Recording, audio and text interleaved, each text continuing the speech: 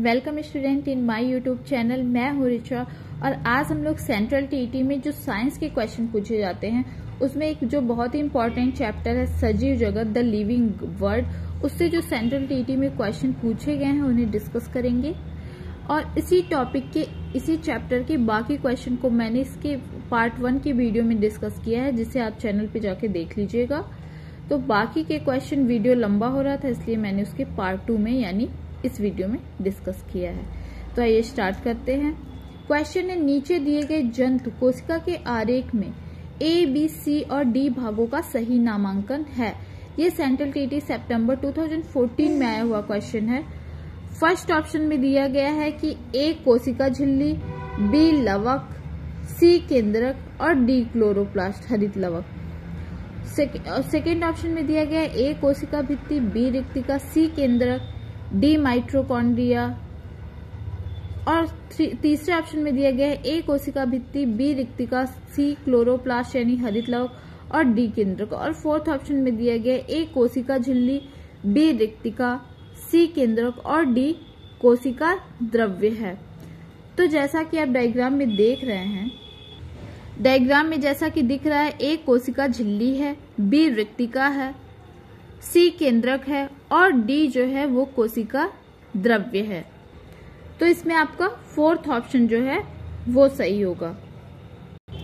Next question है जो कि सेंट्रल टीईटी फरवरी 2014 में पूछा गया है। यदि आप एक घास के पादप को खोदें और ध्यान से देखें तो इसकी जड़ एवं पत्तियां होंगी।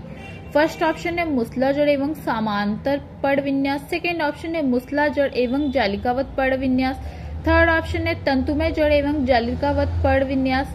और फोर्थ ऑप्शन है तंतुमय जड़ एवं समांतर पड़ विन्यास। तो जैसा कि घास एक मोनोकॉट होता है और उसमें जो है उसकी रूट फाइब्रस होती है, तंतुमय होती है, और उसमें जो मोनोकॉट के प्लांट्स होते हैं उनमें पड़ विन्यास जो होता है वो पैरेलल पड़ विन्यास होता है, समांतर। तो इसमें आपका फोर्थ ऑप्शन सही हो जाएगा कि तंतुमय जड़ एवं समांतर पड़ विन्यास। नेक्स्ट क्वेश्चन है जो कि सेंट्रल टीईटी फरवरी 2014 में पूछा गया है। नीचे दिए गए कथनों का अध्ययन कीजिए। फर्स्ट ऑप्शन में दिया गया है ए गुणसूत्र केंद्रिका में स्थित होते हैं। बी ऑप्शन में दिया गया है बीज में गुणसूत्र स्थित होते हैं।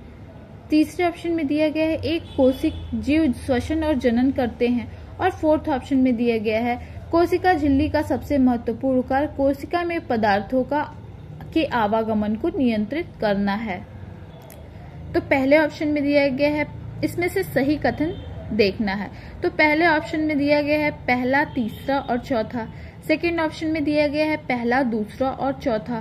थर्ड ऑप्शन में दिया गया है पहला, दूसरा और तीसरा। और फोर्थ ऑप्शन में दिया गया है दूसरा, तीसरा और चौथा। तो जैसा कि हम देख रहे हैं कि बीज में गुणसूत्र होते हैं, ये सही है। एक कोश की जीव श्वसन और जनन करते हैं, ये भी सही है। कोशिका झिल्ली का सबसे महत्वपूर्ण कार्य कोशिका में पदार्थों के आवागमन को नियंत्रित करना है, ये भी सही है। तो इसमें आपका फोर्थ ऑप्शन सही हो जाएगा। नेक्स्ट क्वेश्चन है, कोई जीव कैल्शियम कार्बोनेट के कठोर कवच वाले जंतुओं के कोमल भागों को खाने के लिए अपने मुख से अपना आमाशय बाहर निकालता है। कवच को खोलने और कोमल पदार्थ को खाने के पश्चात आमाशय जंतु के शरीर में वापस चला जाता है, जहां आहार धीरे धीरे पचता है। इस जंतु का नाम है, ये सेंट्रल टीईटी सितंबर 2014 में पूछा हुआ क्वेश्चन है। फर्स्ट ऑप्शन में दिया गया है घड़ियाल। सेकंड ऑप्शन में दिया गया है ऑक्टोपस यानी अष्टभुज। थर्ड ऑप्शन में दिया गया है कछुआ और फोर्थ ऑप्शन में दिया गया है स्टारफिश। तो इसमें आपका थर्ड ऑप्शन सही होगा, कछुआ। नेक्स्ट क्वेश्चन है जो कि सेंट्रल टीईटी 2014 में पूछा गया है। नीचे कुछ जीव दिए गए हैं। फर्स्ट ऑप्शन में है, पहला है इष्ट, दूसरा है खटमल, तीसरा है जोंक, चौथा है अमरबेल और पांचवा है शैवाल और छठवां है जू। तो इनमें से परजीवियों का वर्गीकृत किए जाने वाले जीव हैं। तो जैसे पहले ऑप्शन में दिया गया है दूसरा खटमल, ये तो होता है। तीसरा जोंक, ये भी होता है। चौथा शैवाल, ऐसा नहीं है कि शैवाल परजीवी होता है, तो पहला ऑप्शन तो नहीं ही होगा। अब सेकेंड आइए देख लेते हैं। सेकेंड में पहले तीसरा दिया है खटमल, हाँ ये होता है। फिर इसमें चौथा दिया है अमरबेल, हाँ ये। और उसके बाद आपका पांचवा दिया हुआ है कि एक मिनट, एक मिनट हम लोग पहले ऑप्शन को फिर से देख लेते हैं। नीचे दिए गए कुछ जीव दिए गए हैं, इसमें से परजीवों को वर्गीकृत किया जाना है। तो इसमें पहले ऑप्शन में दूसरा दिया है खटमल, तीसरे पे दिया है जो ये भी लीच भी होती है पैरासाइट, तीसरा है जो और जो है तीसरा जो है ये दिया हुआ है इसमें जोंक, ये भी सही हो गया। और चौथा ऑप्शन अमरबिल दिया गया है, ये भी पैरासाइट होता है, पेड़ के ऊपर पाए जाते हैं, लिपटे रहते हैं। और इसमें पांचवा ऑप्शन नहीं दिया हुआ है शैवाल, जो एल्गी होते हैं वो तो अपना भोजन खुद ही ले लेते हैं, पैरासाइट नहीं होते हैं। और जू पैरासाइट होता है। तो इसमें आपका पहला ऑप्शन ही सही होगा, क्योंकि इसमें इष्ट तो होगा नहीं, क्योंकि इष्ट तो सैप्रोफाइट्स है जो सड़े गले चीजों पे वो होता है। तो इसमें आपका पहला ऑप्शन सही हो गया। नेक्स्ट क्वेश्चन है जो कि सेंट्रल टीटी सितंबर 2014 में पूछा गया है। निम्नलिखित का अध्ययन कीजिए। पुंकेसर के भाग, स्त्री केसर के भाग। ए में दिया गया है परागकोश, पुतंत्र, पुंकेसर के भाग, और स्त्री केसर के भाग दिया गया है अंडाशय, वर्तिकाग्र और वर्तिका। सेकेंड और बी में दिया गया है परागकोश, पंखुड़ी, और स्त्री केसर के भाग दिया गया है परागकोश, बाह्यदल, वर्तिका।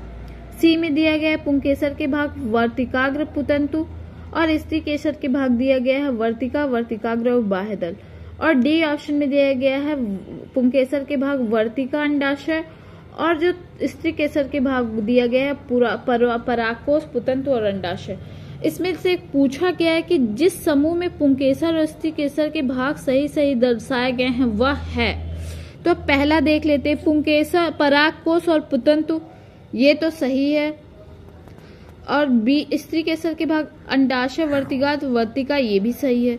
बी में है परागकोश और पंखुड़ी, और जो है और स्त्री केसर में परागकोश, बाह्यदल, वर्तिकाग्र दिया गया है। तो स्त्री केसर में परागकोश तो होता नहीं है, तो बी ऑप्शन गलत हो गया।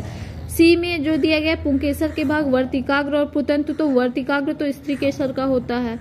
और इसमें जो स्त्री केसर के भाग में दिया गया वर्तिकाग्र और बाह्यदल, तो जो यहाँ पुंकेसर के भाग में सी ऑप्शन में वर्तिकाग्र दिया गया है, तो सी ऑप्शन भी गलत हो गया।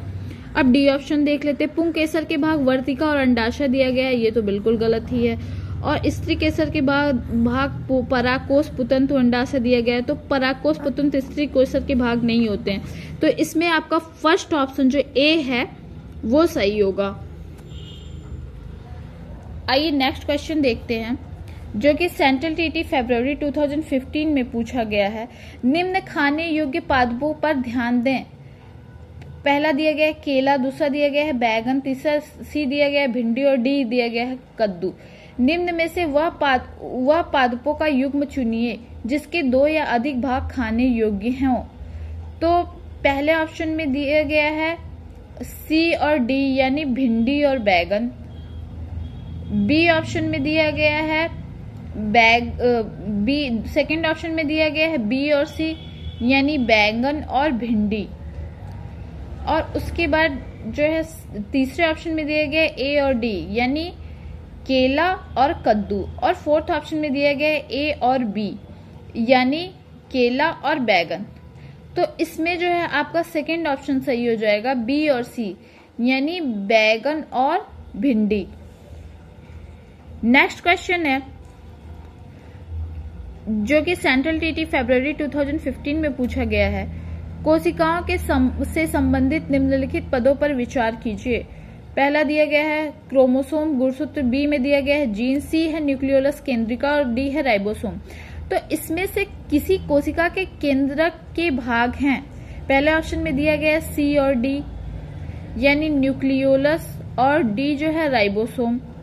बी ऑप्शन में दिया गया है, सेकेंड ऑप्शन में दिया गया है बी और सी, यानी बी जीन और सी न्यूक्लियोलस। और तीसरे ऑप्शन में दिया गया है ए, बी और सी, यानी क्रोमोसोम, गुणसूत्र, बी जीन और सी जो है न्यूक्लियोलस। और फोर्थ ऑप्शन में दिया गया है ए और सी, यानी क्रोमोसोम, गुणसूत्र और सी मतलब न्यूक्लियोलस। तो इसमें आप तीसरा ऑप्शन देख रहे हैं कि इसमें जो कोशिका के केंद्रक के भाग हैं, इसमें आपका तीसरा ऑप्शन सही होगा, क्रोमोसोम, गुणसूत्र, बी जीन, और जो सी है न्यूक्लियोलस, क्योंकि राइबोसोम तो साइटोप्लाज्म में भी बिखरे पड़े रहते हैं, आरएनए पे भी पाए जाते हैं। तो इसमें आपका तीसरा जो है ऑप्शन सही हो जाएगा। नेक्स्ट क्वेश्चन है, निम्नलिखित में से सही कथन चुनिए, जो कि सितंबर 2015 में पूछा गया है। पहला ऑप्शन है हरे पर्णयुक्त पादप केवल प्रकाश संश्लेषण करते हैं। दूसरा ऑप्शन है प्रकाश संश्लेषण केवल पर्ण में होता है। तीसरा ऑप्शन है रंग के विरुद्ध सभी पत्तियों में प्रकाश संश्लेषण होता है। और फोर्थ ऑप्शन में पादपों बिना पर्णहरित का भी प्रकाश संश्लेषण हो सकता है।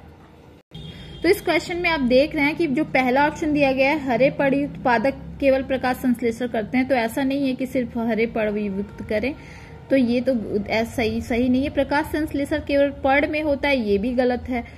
और जो आपका फोर्थ ऑप्शन दिया गया है कि पादपों बिना पर्णहरित के भी प्रकाश संश्लेषण करते हैं, ये भी सही नहीं है।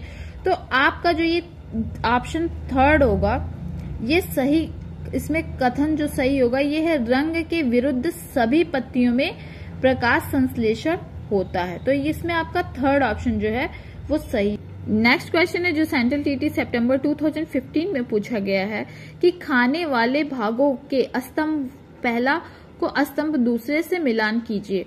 तो स्तंभ पहले में दिया गया है क्या, स्तंभ दूसरे में आइए देख लेते हैं।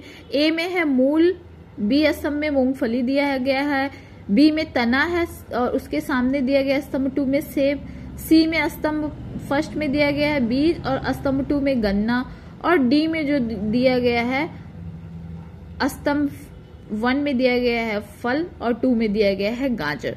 तो इसमें मिलान देखना है। तो इसमें पहले ऑप्शन में देखिए क्या मिला रहा है, ए को पहले से यानी मूल को मूंगफली से, तो ये तो यही गलत हो गया।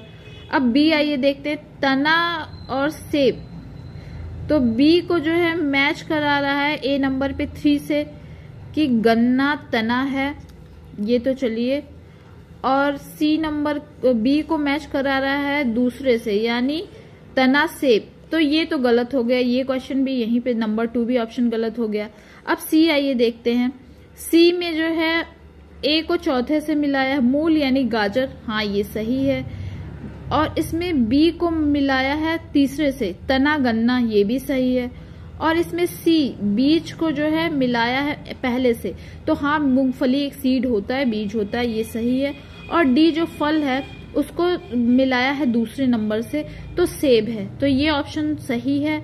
और फोर्थ में देख लेते हैं, फोर्थ में ए को मिलाया है दूसरे से सेब, मूल और को सेब, तो सेब तो जड़ होती नहीं है, मूल होती नहीं है, तो इसमें आपका इस क्वेश्चन में आपका जो है थर्ड ऑप्शन जो है वो सही होगा।